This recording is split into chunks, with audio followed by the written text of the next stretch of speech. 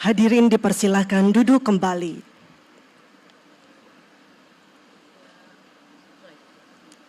Yang terhormat Presiden Republik Indonesia, Bapak Prabowo Subianto, beserta hadirin tamu undangan yang kami hormati. Assalamualaikum warahmatullahi wabarakatuh. Selamat siang dan selamat datang dalam acara penyerahan uang pengganti kerugian negara sebesar 13.255.244.539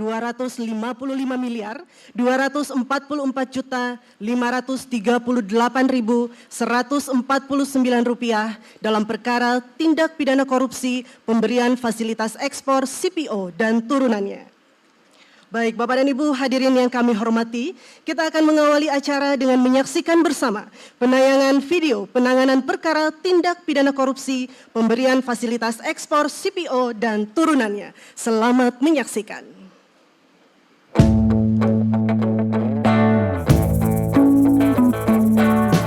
Baik, telah kita saksikan bersama penayangan video penanganan perkara tindak pidana korupsi pemberian fasilitas ekspor CPO dan turunannya. Selanjutnya, marilah kita dengarkan laporan Jaksa Agung, Bapak Burhanuddin.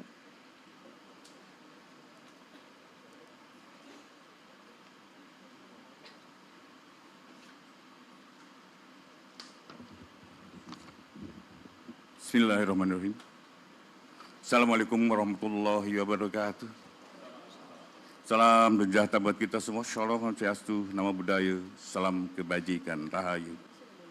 Yang saya hormati Jenderal TNI Purnawirawan Bapak Prabowo Subianto, Presiden Republik Indonesia. Bapak Purbaya, Menteri Keuangan. Bapak Syafri Samsudin, Menteri Pertahanan. Bapak Prasetyo Hadi, Menteri Sekretaris Negara. Jenderal TNI Agus Subianto, Panglima TNI. Ketua Mahkamah Agung Republik Indonesia yang diwakili oleh Kepala Badan Urusan Administrasi Mahkamah Agung. Bapak Muhammad Yusuf Ateh, Kepala BPKP. Pak Doni Uskaria. Bapak Teddy Indrawijaya, Sekretariat Kabinet. Kasum, Bapak Riset, para pejabat eselon 1 Kementerian Keuangan, para pejabat Jaksa Agung Muda, Kepala Badan, Bapak Geri Munardi, Direktur Utama PT Bank Rakyat Indonesia, Bapak Heri Panjaitan, Wakil Direktur Utama Bank Mandiri, Bapak Agus Nusanto, Wakil Direktur Utama Bank Rakyat, Bapak Ibu hadirin tamu undangan yang saya hormati. Pertama-tama dan paling utama, mari kita panjatkan puji dan syukur kehadirat Allah Subhanahu wa taala karena atas izin inayahnya pada hari ini kita dapat berkumpul di tempat ini dalam rangka penyerahan uang pengganti kerugian negara dalam perkara tindak pidana korupsi pemberian fasilitas ekspor CPO dan turunannya kepada industri kelas kelapa sawit. Kejaksaan Agung saat ini fokus penegakan hukumnya pada tindak pidana korupsi yang menimbulkan kerugian keuangan negara dan perekonomian negara, dan khususnya adalah sektor yang menyangkut harkat hidup rakyat. Kita telah melakukan penindakan atas korupsi garam, korupsi gula, kemudian baja yang menyangkut harkat hidup masyarakat kami utamakan terlebih dahulu.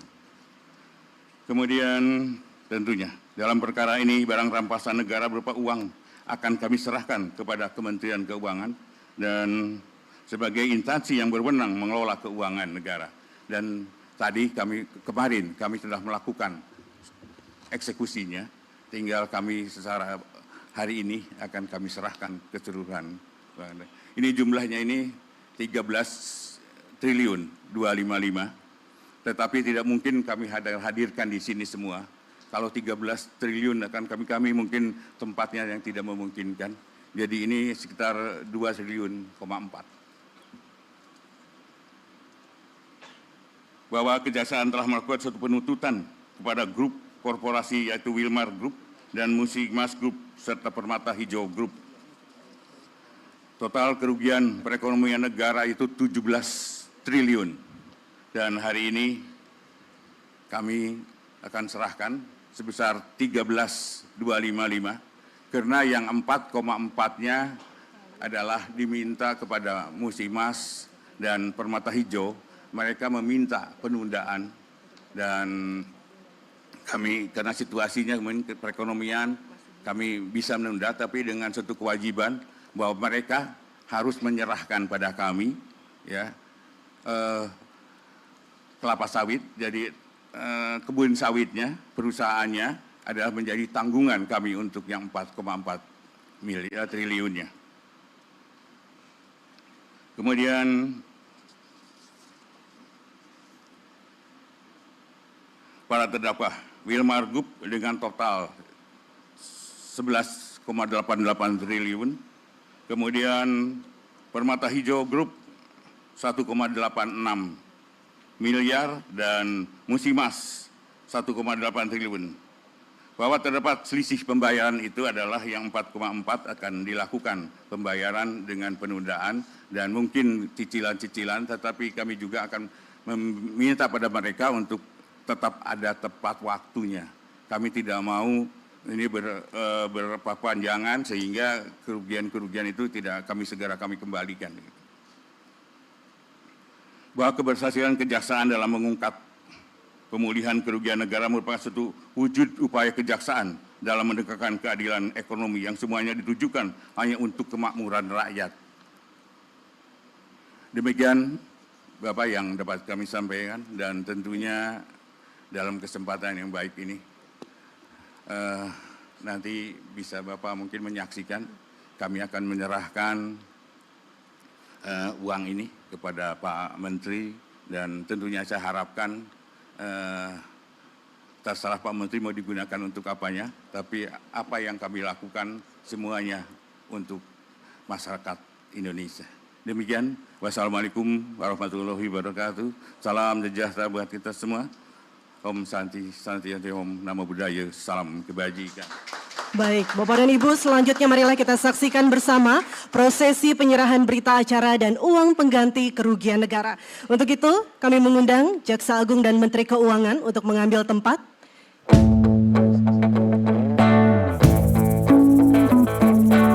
Dan kami mengundang Presiden Republik Indonesia untuk menyaksikan bersama prosesi penyerahan berita acara dan uang pengganti kerugian negara. Baik, diserahkan berita acara dari Jaksa Agung kepada Menteri Keuangan.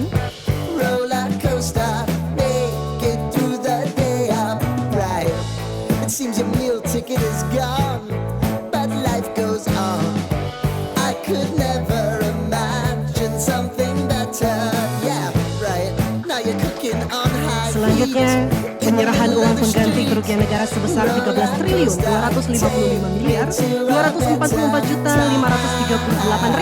538.149 rupiah. Boleh kita berikan tepuk tangan sekali lagi.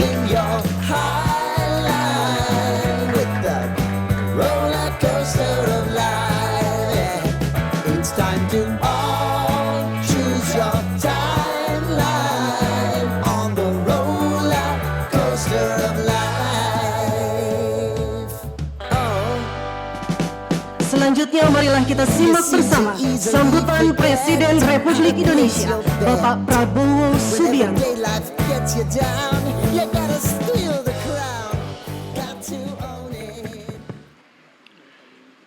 Bismillahirrahmanirrahim. Assalamualaikum warahmatullahi wabarakatuh. Selamat siang. Salam sejahtera bagi kita sekalian. Shalom, salve, om swastiastu, namo buddhaya. Salam kebajikan. Yang saya hormati dan saya banggakan, Jaksa Agung Republik Indonesia, Profesor S.T. Burhanuddin, beserta seluruh jajaran Kejaksaan Agung yang saya banggakan. Yang hadir Menteri Pertahanan Jenderal TNI Purnawirawan Syafri Samsudin, Panglima TNI Jenderal TNI Agus Subianto, Menteri Keuangan Saudara Purbaya Yudi Sadewa. You ada profesornya enggak? Belum. Sebentar lagi lah.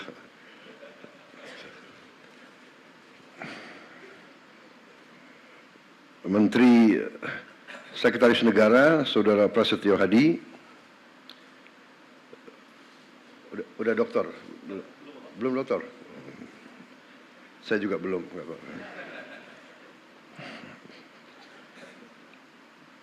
Kepala Badan Pengawasan Keuangan dan Pembangunan, BPKP, Kepala BPKP, Saudara Muhammad Yusuf Ateh. Udah doktor? Oh.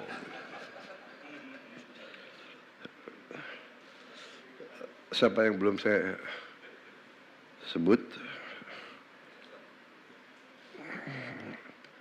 Saudara-saudara sekalian, hadirin undangan serta rekan-rekan pers dan media yang saya hormati. Saudara-saudara, tentunya selalu tidak henti-hentinya kita panjatkan puji syukur kehadirat Allah Subhanahu wa taala, Tuhan Maha Kuasa, Tuhan Maha Besar. Segala kebaikan, karunia, kesehatan yang kita terima. Sehingga hari ini kita bisa hadir di Kejaksaan Agung untuk menghadiri suatu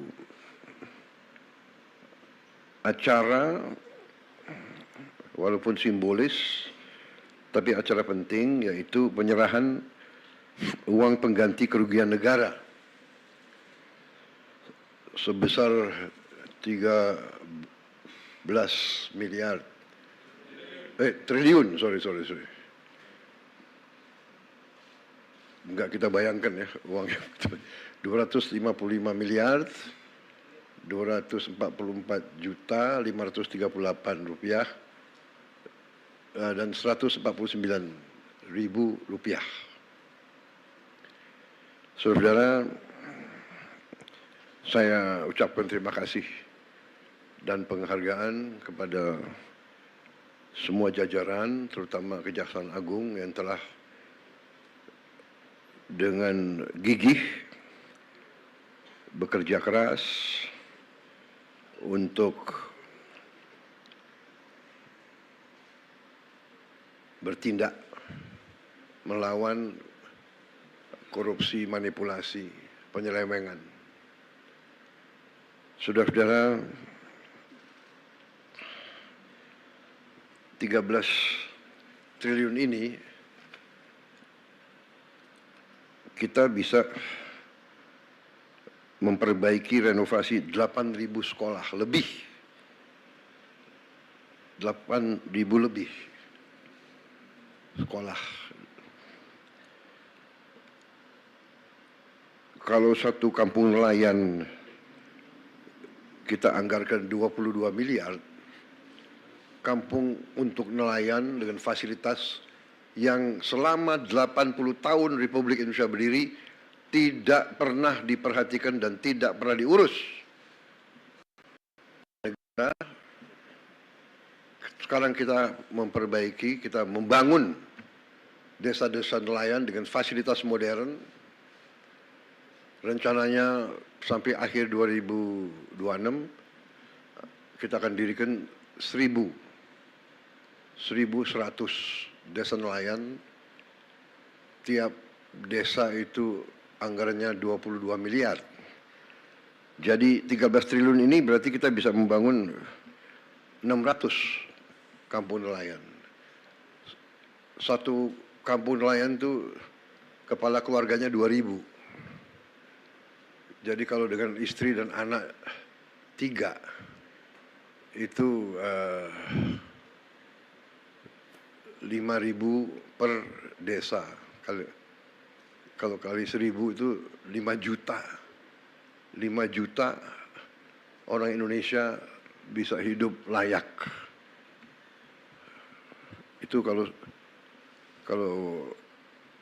1.000, kalau 600 berarti 5 juta rakyat Indonesia. Ini saya ibaratkan arti daripada uang yang nyaris hilang. Dan ini baru satu sektor, kelapa sawit, dan satu bentuk penyimpangan, yaitu tidak diutamakan atau tidak dipatuhi kewajiban untuk menyediakan kebutuhan bangsa dan negara, padahal ini adalah bumi dan air milik bangsa Indonesia. Hasilnya diambil, dikeruk, dibawa ke luar negeri. Rakyat dibiarkan kesulitan minyak goreng untuk berminggu-minggu. Ini sebetulnya menurut saya ya sangat kejam, sangat tidak manusiawi. Apakah ini benar-benar murni keserakahan atau ini bisa digolongkan subversi ekonomi sebenarnya? Jadi saya sampaikan penghargaan saya kepada kejaksaan, terima kasih. Tapi saya ingatkan masih banyak tugas kita, masih banyak tambang yang ilegal. Kerugian kita juga mungkin puluhan triliun kalau tidak ratusan triliun. Kegiatan-kegiatan ilegal sebagaimana dibuktikan oleh kita beberapa saat yang lalu dengan kita hentikan penyelundupan timah dan turunan-turunannya dari Bangka Belitung oleh Satgas Penertiban Kawasan Hutan dibantu oleh TNI secara masif dan lembaga-lembaga lain, kejaksaan, polisi juga membantu, bea cukai, semuanya. Itu kerugiannya juga cukup besar. Diperkirakan kerugian itu 40 triliun setahun, dan ini sudah berjalan kurang lebih hampir 20 tahun. Jadi kita bisa bayangkan 30 triliun atau 40 triliun, katakanlah kita ambil angka rendahnya, katakanlah 20 triliun tiap tahun, yang sebenarnya lebih, kurang lebih ya. Lembaga-lembaga internasional pun sudah mengkaji sekitar 3 miliar dolar setahun kerugiannya. Kalau dikali 20 tahun itu adalah ya 800 triliun. Apa yang bisa kita bangun? Negara apa yang bisa kita bangun dengan hal-hal seperti itu? Ilegal tambang, ilegal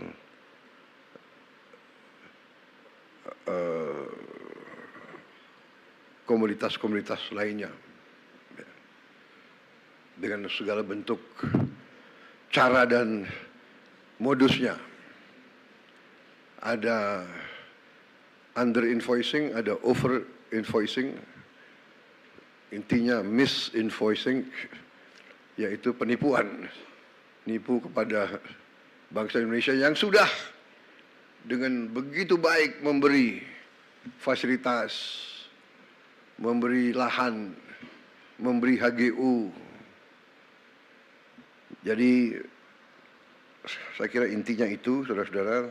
Selamat atas pekerjaan ini. Jangan surut, jangan malas, jangan menyerah. Ya. Berbuatlah yang terbaik untuk bangsa, negara, dan rakyatmu, saudara-saudara. Ya. Harta,